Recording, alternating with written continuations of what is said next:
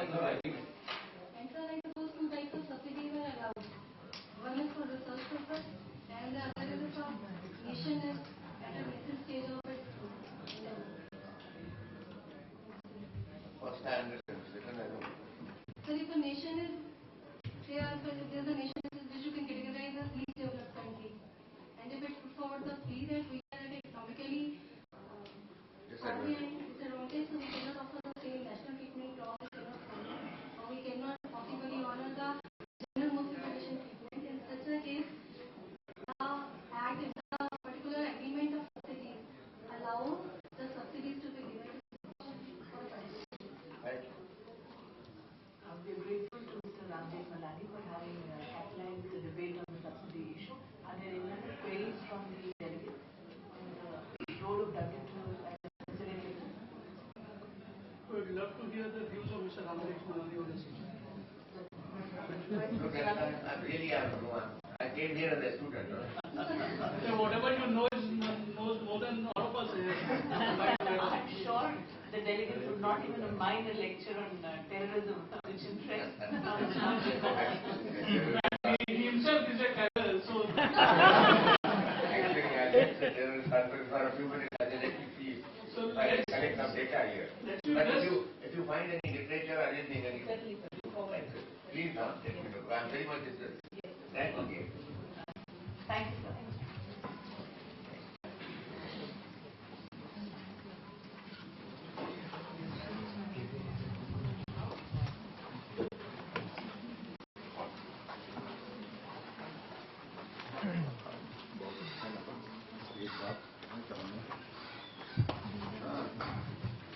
Heard of him, Professor Bakshi, who walked in late at a lecture like this, and he said, I apologize for having come late, and when I finish speaking, you will want me to apologize for having come at all.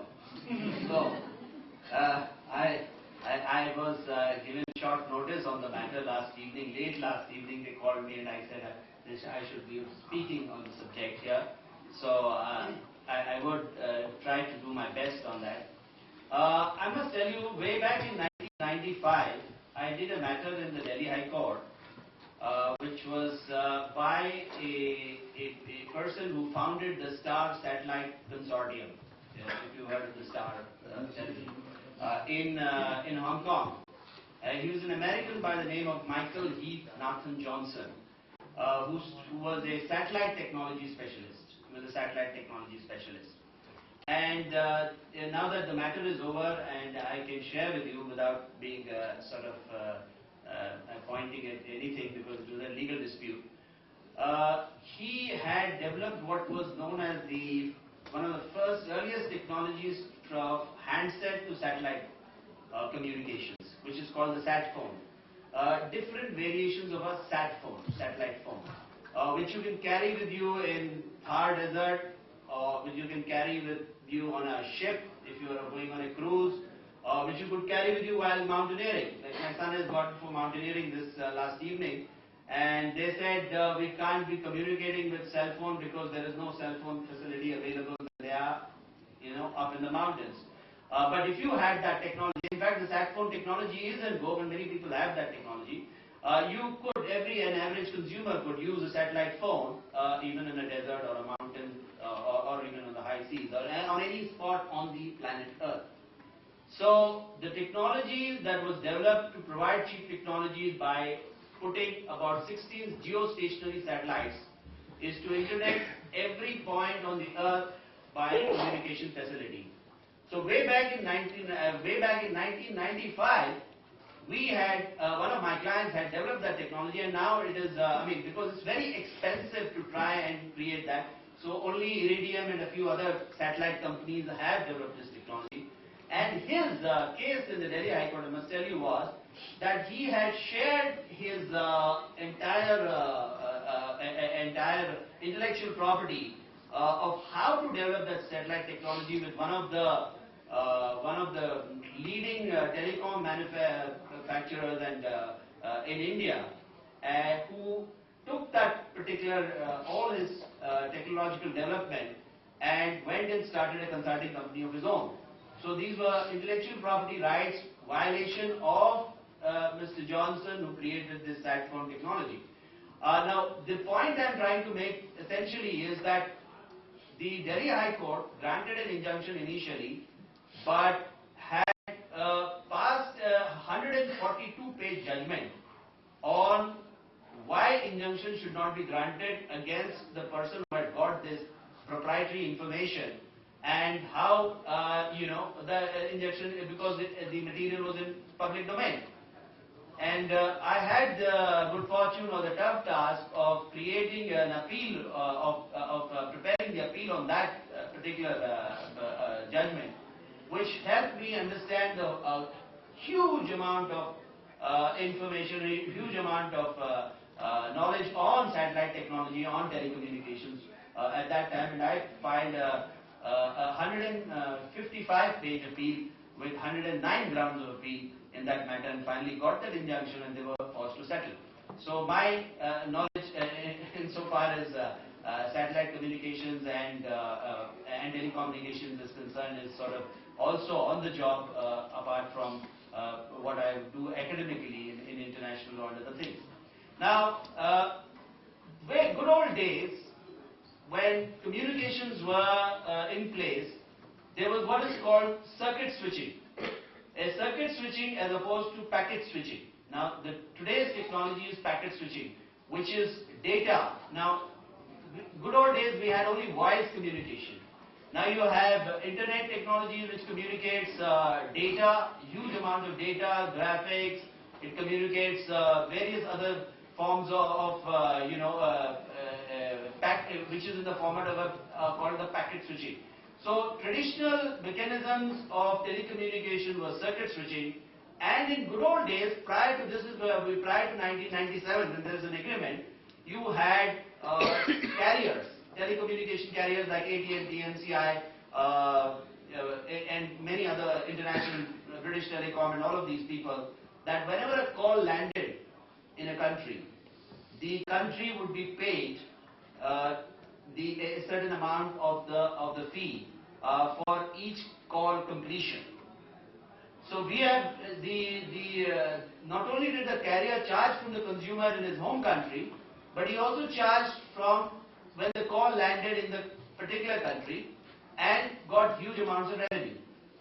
Now, with the change of satellite communication technologies, this whole concept of charging, the whole concept of switching mechanisms, the whole concept of communication itself has changed drastically. And it required, the United States was the premier country which sort of, which had its FCC, the Federal Communications Committee, which dealt with the entire gamut of things, which also sort of shared it with the other countries. But now it required a complete discussion between the various countries of the world which are developed and developing, and which came to sort of an agreement. The agreement was called the Agreement on Basic Telecommunications of 1997. The Agreement of Basic Telecommunications of 1997 created the basis for about 40 developing countries and another 40 or 50 developed countries, so to speak, in terms of telecommunication, to come together and create what is known as the Agreement on Basic Telecommunication of 1997. And this also was under the umbrella of the WTO, and the World Trade Organization had also come into existence, which created the various bases for all kinds of discussions with respect to the... Now, the main international organization which deals with telecommunication regulation is the International Telecommunication Union, ITU. The ITU is a nodal body which has come into existence with the cooperation of various numerous countries in the world who are technologically developed to create the basis for all exchange of telecommunication information. Now the whole telecommunication issue and its regulation and its legal aspects are under various heads, and they have various kind of ramifications with other organizations. Now, one of the earliest issues with dealing with technology aspects, I would say, is called the International MTS Routing and Transmission Technologies. So the International MTS Routing and Transmission Technologies are dealt with how this entire gamut of servers, the computers or the telecommunication equipment, would switch their communications, how much would go, how many number of lines, how it would deal with in waiting. All of these issues were dealt with. So there was a whole gamut of issues purely relating to which technology to apply. So countries not only had this the burden of not initially to deal with what technology to apply, because there are slight variation in the various technologies to apply, application of technology. So that was one of the basis aspects of regulation of which technology to apply, the routing technology. Then of course the International Telecommunication Union discusses all of these issues and they come to a conclusion. Then besides this, you have the World Intellectual Property Organization, the WIPO. As you must have heard of the WIPO, what it does is WIPO deals with issues where you share. Like my client, he shared a certain information with respect to his technology and the others appropriated it and put it into their own use.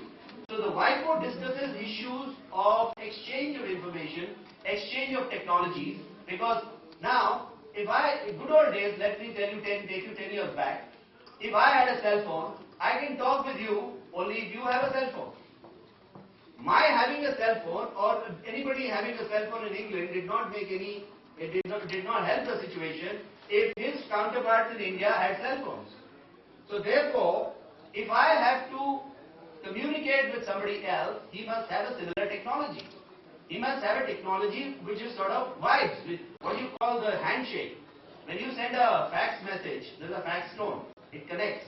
There's a handshake. Both the technologies talk to each other. They understand each other and they connect. So when a person having a certain technology wants to communicate with another person in another country or in another area, he has to share his technology concept. He must say, I have servers of this kind, they use this type of signal, they use, it moves like this, it takes a certain amount, it takes 1/4 of a second to move. All of this is to be shared by another service provider. And once that is shared, they can misappropriate it. So the whole, a huge contribution is there under World Intellectual Property Organization, which is also a UN-related organization, WIPO, which deals with the intellectual property aspects of it. Then of course the World Trade Organization deals with the negotiations and dispute resolutions. Dispute resolution mechanism for telecommunication disputes with respect to any one of these issues are dealt with the World, the WTO, World Trade Organization. Then recently we have what is formed as the Internet Corporation for Assigned Names and Numbers, ICANN. Any one of you must have heard ICANN. ICANN deals with domain names. Now when you have a domain name, let us say which is called gmail.com, or you have your own this thing, it has to be assigned by ICANN. The ICANN deals with what kind of domain name. All, for instance, .org. .com was usually for companies, .org is organization, .org, .net. All of these things are controlled and regulated by ICANN, the International Corporation for Assigned Names and Numbers. So ICANN is another of these things, because if you would have seen, some of you must be using Gtalk, some of you must be using Skype, which are telephony on the internet. Now there is a distinction between telecommunication as it comes from mobile telephony or the good old gateway when BSNL, good old days when there was no mobile telephony, a call would originate from the US, it would land on a huge computer which is controlled by the BSNL, and then it would come into MTNL would give you the call. So now that is bypassed